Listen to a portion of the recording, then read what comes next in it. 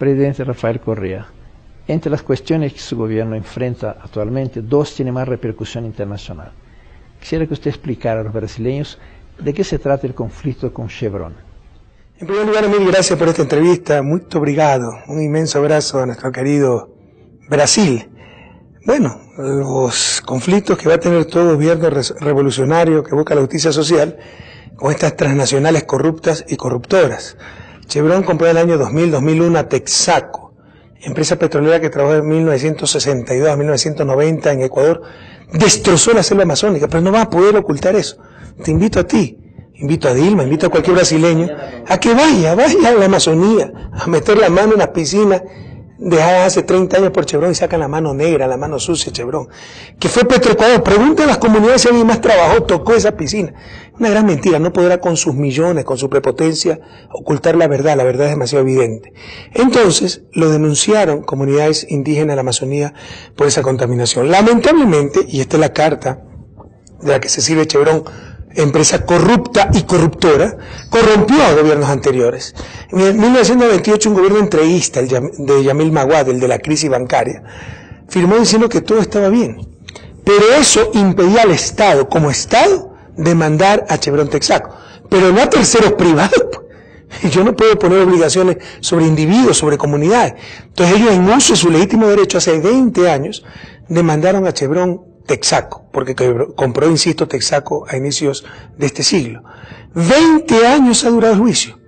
Chevron luchó una década para que no solo en juicio en Nueva York, sede de la compañía, sino en Ecuador, diciendo que las cortes ecuatorianas tenían la capacidad para tratar un juicio de esta magnitud, etc.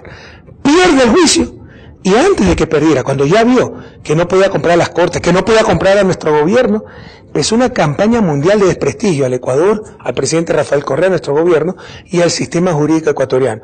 Efectivamente perdió. Nos demanda en La Haya, en esta sinvergüencería que son los tratados de protección recíproca de inversiones, que es un atentado a la soberanía de nuestros países. Brasil no los tiene. Y lamentablemente países como pequeños como Ecuador, en la larga y triste noche neoliberal, firmó muchos de estos tratados. Nos demanda ante La Haya diciendo que somos nosotros, el gobierno, el que tiene que pagar, porque nosotros firmamos en el 98 que todo estaba limpio. No tiene nada que ver lo uno con lo otro. Pero además, Texaco dejó de operar en el 92 en Ecuador. El tratado es de 1997. Nos demanda en el marco de un tratado de protección recíproca de inversiones de 1997. Aplican retroactivamente el tratado. Y el tratado no cubre problema entre privados. Es problema entre Estado y transnacional. Este juicio es un problema entre comunidades indígenas en la Amazonía y transnacional. Pese a eso, como esos centros de arbitraje, todos en favor de las transnacionales, es una de las cosas que tiene que enfrentar América Latina, tiene que enfrentar UNASUR. Se declara competente el tribunal y nos ordena suspender la sentencia. Al gobierno le ordena suspender la sentencia de cortes independientes. O sea, se acabó la independencia de la justicia, se acabó la soberanía del país. Todo eso estamos enfrentando. Pero tenemos el arma más poderosa que se haya inventado para tanta prepotencia, tantas centenas de millones de dólares, tantos lobistas, tantos abogados. Y es la verdad. Te invito mañana a que vayas a la Amazonía ecuatoriana a meter la mano en las piscinas dejadas por Chevron. Preguntes a la comunidad si después de Texaco alguien más tocó esas piscinas y verás que te sale la mano sucia de brea. Es la mano sucia de Chevron. No podrán ocultar la verdad. El otro tema es Yasuní. Usted tuvo una iniciativa inicial de preservar esas reservas con una propuesta internacional que finalmente no cuajó. ¿Cómo fueron sus antecedentes y cuál es la propuesta actual? Fue una propuesta revolucionaria, se adelantó a su tiempo. Hemos perdido 6 años en esto, 6 años que el país lo requería para su desarrollo. Ahí tenemos 19.000, 18.000 millones de dólares en valor actual que el país los necesita para vencer la miseria. ¿Cuál era la propuesta? Dejamos en el subsuelo el petróleo, en una zona muy sensible ecológicamente, pero el principal problema eran las emisiones. Es petróleo crudo. Al quemarse ese petróleo, se enviarían más de 400 millones de emisiones de carbono a la atmósfera. Como una iniciativa contra el cambio climático, un compromiso de un país que no es contaminador. Somos contaminadores marginales, ¿no? Las responsabilidades con respecto a la contaminación son compartidas, pero diferenciadas. Ecuador no contamina lo que contamina Estados Unidos. Pero como una propuesta concreta para combatir ese cambio climático, dijimos, dejamos el petróleo bajo tierra Eso nos cuesta miles de millones a los ecuatorianos. Nuestro mejor negocio financieramente sería sacar ese petróleo, pero queremos contribuir en la lucha contra el cambio climático, pero que se corresponsabilicen los contaminadores, pagando la mitad del valor del petróleo que se encuentra bajo tierra. Nunca se corresponsabilizaron. Han pasado 6 años, no podemos esperar más. Así que siempre dijimos, en caso de que no se corresponsabilicen, tenemos que ir al plan B. Con suma responsabilidad ambiental y social, extraer ese petróleo que se necesita para el desarrollo del pueblo ecuatoriano. Y eso es precisamente lo que estamos haciendo. Se va a afectar menos del 1 por 1000 del Yasuní. La iniciativa se llamaba Yasuní ITT. ITT significa los campos Ispingo, Tambococha, Tiputín. 80% del Tiputín ni siquiera está en el Yasuní. El problema eran las emisiones, no el impacto en el bosque. Siempre lo dijimos, no el impacto en el parque. El impacto es mínimo. Pero debido a la falta de corresponsabilidad de los contaminadores globales, tomamos la decisión responsable, histórica, coherente, de extraer ese petróleo. Porque yo no voy a sacrificar a los pobres del Ecuador en el altar de los contaminadores globales. Hicimos lo que pudimos, sin ser nuestra responsabilidad. No somos los mayores culpables. Todos somos culpables de la contaminación de nuestro planeta, pero no somos los mayores culpables. Pero si ya los mayores culpables no se corresponsabilizan, yo no voy a poner a los pobres de la patria tontos útiles de esos contaminadores globales. ¿Habrá una consulta sobre el tema? Bueno, se están recogiendo firmas, existe el derecho constitucional, si reúnen 5% del padrón, cerca de 600.000 firmas, podemos ir a consulta, nosotros no tememos al pronunciamiento del pueblo ecuatoriano. ¿Tienen definido de qué van a hacer con los recursos? Sí, básicamente, paradójicamente, mire, donde más pobreza existe en el Ecuador es en Amazonía, región de la cual hace 40 años se saca la riqueza nacional, el petróleo, pero así ha sido de inequitativo el país. No solo ha habido inequidad social, extremadamente ricos y extremadamente pobres, sino inequidad regional. Unas regiones concentraban todo, otras regiones no tenían nada. Inequidad étnica. La pobreza se concentra en zonas indígenas que están en Amazonía. Entonces, sobre todo para combatir la pobreza en Amazonía. Ahora entiende esto Brasil y el mundo. Hay mucho mito en esto. El principal peligro para la Amazonía ecuatoriana no es el petróleo, es la expansión de la frontera agrícola y pecuaria, que cada vez destruye más bosque. Y yo no le puedo decir a un pobre, muérete de hambre, y no tales. Tengo que darle alternativas de empleo. Para eso se necesitan esos recursos. La principal fuente de contaminación del agua dulce ecuatoriana no es el petróleo, no es la minería, son las aguas servidas de las ciudades. Y la pobreza, debemos entender eso, también contamina. No una magnitud que contamina la riqueza, pero la riqueza contamina globalmente. No sienten todos los efectos de su contaminación. La pobreza contamina localmente. Contamina en el río, porque las aguas servidas van al río, y en ese mismo río se bañan, de ese mismo río beben, con ese mismo río utilizan el agua para cocinar. La principal fuente de contaminación del agua dulce ecuatoriana son las aguas servidas de nuestras ciudades. Y para solucionar eso se necesitan miles de millones de dólares. Entonces, paradójicamente, el buen uso de nuestros recursos naturales ayuda a conservar el medio ambiente, no a destruirlo. Y el principal objetivo de los recursos de Yasuní ITT será para combatir la pobreza, sobre todo en Amazonía, y dotar de servicios básicos, fundamentalmente agua potable, alcantarillado y tratamiento de desechos sólidos a toda la población ecuatoriana, para evitar la contaminación. Presidente Correa, ¿cómo están las relaciones con Brasil? Bien, pero creo que se pueden profundizar mucho más. Yo creo que Brasil no conoce lo suficiente a Ecuador. Ecuador conoce mucho a Brasil. Hay muchas empresas ecuatorianas trabajando en Brasil, pero por ejemplo tenemos muchas barreras fitosanitarias para entrar al mercado brasileño. Ahora, no solo nos interesa el plano mercantil, ¿no? Hay la integración que pensamos con países hermanos como Brasil va mucho más allá de lo comercial. Se trata de políticas conjuntas, se trata de la integración integral, que es UNASUR. Entonces creo que las relaciones pasan por un extraordinario momento, pero se puede hacer muchísimo más. Usted tiene un viaje programado para Brasil. ¿Cuál es el carácter de ese viaje? Ya estamos esperando allá. De trabajo, ¿no? Pido disculpas a Dilma porque ojalá no la complique, pero nos invitamos. ¿Y por qué nos invitamos? Porque acá vamos a cumplir prácticamente todos los objetivos del milenio de las Naciones Unidas, que son objetivos mínimos. Eso no debería contentar a nadie. Es lo mínimo que se tiene que hacer. Pero hay un objetivo que tal vez no logremos o con el cual tenemos más dificultad, que es la lucha contra la desnutrición infantil, que debería ubicarse en 20% para el 2015. Nosotros estamos en 23% y estamos bajando apenas 0.2, 0.3% anual. Brasil tiene grandes éxitos en la lucha contra la desnutrición. Nosotros con toda humildad queremos aprender de los que más saben. Entonces queremos ir a ver esa experiencia brasileña. Así que le pido desde ahora disculpas a Dilma por haberme autoinvitado a Brasil, pero es una visita de trabajo, no tiene que preocuparse en absoluto por nosotros, básicamente para estudiar, examinar, aprender de ese tan exitoso programa antidesnutrición que tiene Brasil. Yo me acuerdo su discurso cuando triunfó, hablaba de las noches oscuras del neoliberalismo de la cual se salía y decía que no era más una época de cambio, sino un cambio de época. ¿Qué época nueva es esa en que entramos?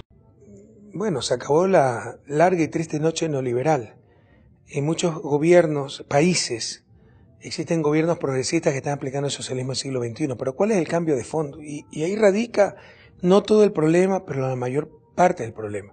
Es condición necesaria para el desarrollo, no suficiente. Ese es el problema del desarrollo. Hay muchas condiciones necesarias, pero ninguna suficiente. Se necesita ciencia y tecnología, pero eso no es suficiente.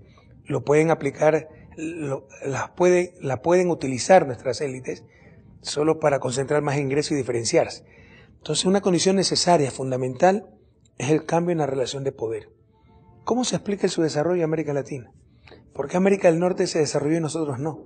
Si teníamos más recursos naturales, teníamos civilizaciones, aztecas, mayas, incas, ya tenían tribus nómadas, tenían esas civilizaciones tecnología. Ese es el gran enigma, uno de los grandes enigmas del desarrollo. Y las respuestas son complejas, pero parte de esa respuesta es la clase de oligarquía que ha tenido América Latina, excluyente, que ha utilizado los frutos del progreso no para mejorar al resto, sino para diferenciarse del resto. Entonces un verdadero desarrollo pasa necesariamente por cambios en las relaciones de poder. Que el poder pase de esas minorías, de esas élites, de esas oligarquías, de esos poderes fácticos, sociales, mediáticos, financieros, etcétera, a las grandes mayorías. Entonces yo te puedo decir, el verdadero cambio de época, más allá de los avances en carreteras, en servicios sociales, etcétera, consiste en transformar los estados burgueses latinoamericanos en verdaderos estados populares. Consiste en cambiar la relación de poder de unas minorías a las grandes mayorías.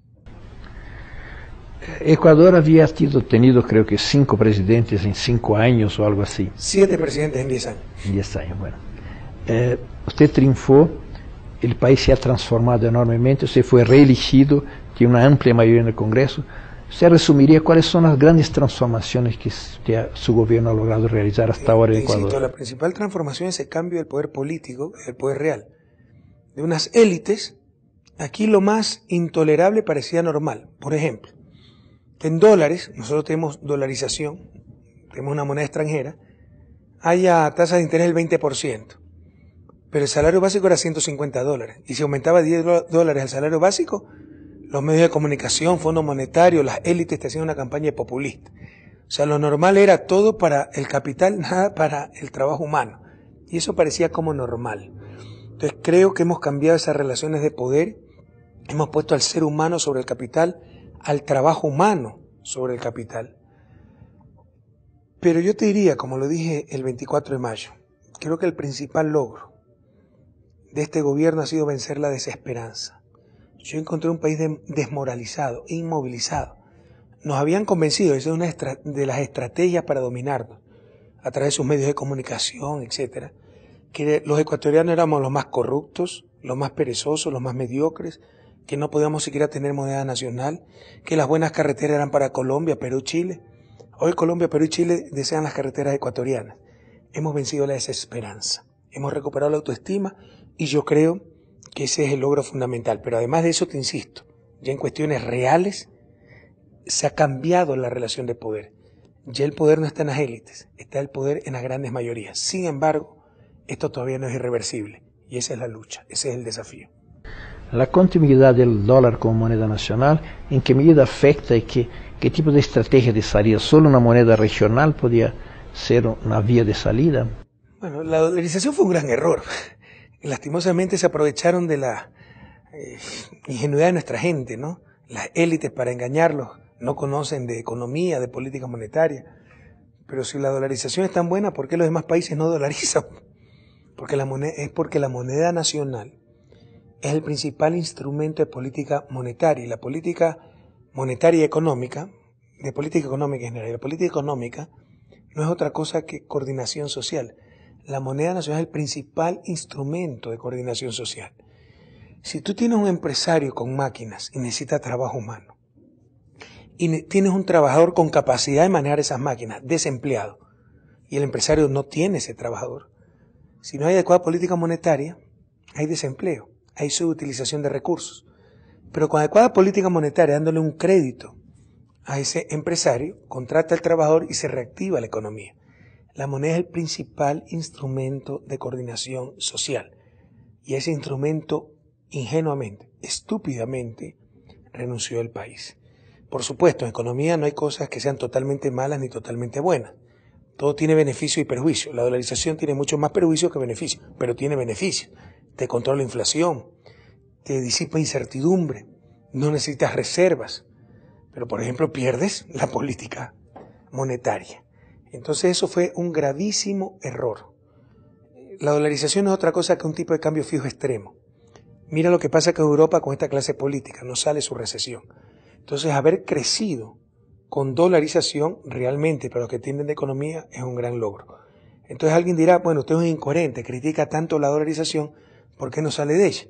Porque los costos de salida son inmensos. El problema es el costo de salida, que puede crear un caos social y económico. Y yo creo que una de las pocas alternativas en el mediano plazo para la dolarización es ir hacia monedas regionales, que probablemente por el tamaño de Brasil no lo necesite, pero que países pequeños, economías abiertas como Ecuador, la propia Colombia, Perú, etcétera, Bolivia, sí creo que lo necesitan y creo que necesariamente deben ir a aquello, a monedas regionales en el mediano plazo, y eso puede ser una alternativa para la dolarización. El dólar como moneda ecuatoriana es un obstáculo para ingreso pleno de Ecuador en el Mercosur. No, o sea, sí es uno de los peros. Si entiendo bien tu pregunta, sí tendría razón, si la entiendo bien, reflexionar un poquito más. O sea, per se no es un problema, pero como entendemos de economía, ¿no? Precisamente por la dolarización es que hemos tenido que reflexionar muchísimo para entrar a Mercosur. Porque si Argentina, Brasil, Paraguay, Uruguay, Venezuela, que están en Mercosur, tienen un problema en su sector externo, Argentina le vende mucho a Uruguay, se deprecia la moneda uruguaya y se equilibra el comercio. Brasil le vende demasiado a Argentina, se deprecia la moneda argentina y se equilibra el comercio. Ecuador no tiene moneda nacional. Entonces, entrando a Mercosur, pierde la única política que le quedaría para equilibrar su sector externo, que es la política comercial. Por eso, por no tener moneda nacional, es que estamos pidiendo a Mercosur mucha flexibilidad y muchas especificidades para el caso ecuatoriano. Y en ese sentido tiene razón, la dolarización ha demorado nuestro ingreso a Mercosur. Usted es economista y se volvió presidente de la República. ¿Qué es lo que usted aprendió de nuevo de economía en la presidencia que no aprendió como economista fuera? Muchísimas cosas. Te pongo solo un ejemplo. Siempre supe como economista más un especializado en desarrollo que la infraestructura ayuda al desarrollo. Nunca me imaginé el efecto que tendrían esos intangibles, la autoestima, el reconstruir la confianza social. Es decir, cuando un poblado tenía solo, como decimos, un chaquiñán, un camino de mula, un lecho seco de río como camino, y ahora tiene una autopista de primera categoría, no es solo el transporte el que mejora, es la autoestima de esa gente, la actitud, el sentirse parte de una sociedad, el confiar en la democracia, el confiar en su gobierno. Y eso no te lo decían los libros de texto. Yo he aprendido mucho de economía aquí en el gobierno, cosas que no te dicen los libros de texto y sobre todo intangibles, que fundamentalmente la economía ortodoxa no los toma en cuenta porque no se pueden medir, no se pueden tocar, pero existen. Por ejemplo, esa cohesión social, esa recuperación de la fe en nosotros mismos, esa recuperación de la autoestima social. Y eso es uno de los efectos de la infraestructura, que no se lo aprenden los libros de texto. Para concluir, presidente, ¿cuál es la situación de los ecuatorianos en España. Creo que alcanzaron a ser 700.000, producto casi inmediato de la dolarización, y no sé cuál es la situación actual con la crisis de allá. Tengo entendido que el Estado ecuatoriano ahora tiene representación de los ecuatorianos viviendo afuera, ¿no? A ver, el único éxito en exportaciones en la larga y triste noche neoliberal fue la exportación de seres humanos. Porque dada la crisis de 1999, fruto directo del fundamentalismo neoliberal, aquí no hay donde perderse. En 1994, en plena noche neoliberal, vienen con su fundamentalismo y dicen, solito el mercado se regula. Así que hay que eliminar los controles del mercado financiero. Y reforman profundamente la ley de instituciones financieras, eliminan los controles, regulaciones bajo el supuesto de que el mercado se autorregulaba. Se autorreguló también que en 1999, 5 años después, quiebran 16 bancos por corruptelas, por falta de reservas, por préstamos vinculados, por plata en el exterior, por utilizar plata de los depositantes para sus edificios de lujo, etcétera, etcétera. Eso quiebra la economía y en pocos años cerca de 2 millones de ecuatorianos huyen por todos los medios del Ecuador. Una verdadera, Ecuador es un país de 15 millones de ecuatorianos ahora. En esa época habrá tenido unos 12 millones. Una verdadera tragedia social. Para mí la mayor tragedia de la historia del país. Es que es fácil hablar de cifras, ¿no? Pero si tú palparas el dolor humano, por ejemplo, niños que se crían sin sus padres, madres que están en España 15 años y nunca han vuelto al país porque están ilegales, nunca han visto a sus hijos. Suicidio infantil, porque había cantones, las cantones son los municipios, donde 60% de los niños se criaban sin sus padres. Se suicidaban niños de 12, 13 años. Fenómenos nunca antes vistos en nuestro país. Entonces, una cosa es hablar de cifras, otra cosa es palpar. Yo no he palpado directamente, pero sí he estado en contacto con esa gente y se nos parte el alma. Bueno, viajaron a España, Italia, no se necesitaba visa en ese entonces, después sí pusieron visa. ¿Y qué pasa? Con la crisis española, esa gente está sufriendo mucho, porque además son unos abusos terribles esa crisis española. El banco mismo te buscaba pagarte el crédito para la casa, porque había exceso de liquidez. Te valoraba tu casa, 500.000 euros. Te daba 550.000 para el coche, los muebles, etcétera. Se desinfla la burbuja, tu casa ahora vale 200.000 euros. Entrega la casa, pero no se extingue la deuda. Te quedas sin casa y endeudado para toda la vida. Eso es criminal, pues eso es inmoral. El riesgo debe recaer sobre todo sobre el capital. Y en función del poder de capital, todo el riesgo y el costo de la crisis está cayendo sobre las familias, sobre el ser humano. Eso es inmoral. Entonces tenemos miles de ecuatorianos ese problema, los estamos respaldando por todos los medios, pero sobre todo muchos están regresando. Créame que como economista yo sentí una vergüenza enorme del fracaso económico y social del país. Imagínate, o sea, ¿de qué podíamos hablar si la gente huía por todos los medios de su propia patria? Que la inflación baja, que las cuentas fiscales están equilibradas. Para los economistas ortodoxos, para el Fondo Monetario, ese era el éxito de la política económica. Cuando la gente hasta nado quería escapar de su propia patria. Eso era una vergüenza. O sea, yo como economista no podía dormir. Y ahora cuánto doy gracias a la vida de ver cómo se revierte el proceso. Ahora nos regresan los ecuatorianos y vienen muchos españoles a buscar mejores días en Ecuador. Entonces, la comunidad española, ecuatoriana en España, está sufriendo fuertemente la crisis. Le estamos apoyando en todo allá, pero hay muchos que están regresando y bienvenidos. Los recibimos con mucho cariño y con los brazos abiertos. ¿Usted tiene representación en el Congreso de los que viven afuera? Sí, con nuestro gobierno, con la Constitución del 2008, yo asumí el gobierno del 2007, ya los ecuatorianos en el extranjero podían votar, pero no tenían representación. Ahora tienen 6 representantes a la Asamblea. 2 por los migrantes de América del Norte, 2 por los migrantes de Europa y 2 por los migrantes de América Latina. Tienen 6 representantes a la Asamblea. Bueno, muchas gracias. Gracias a usted, Mir, y un fuerte abrazo a nuestro querido Brasil.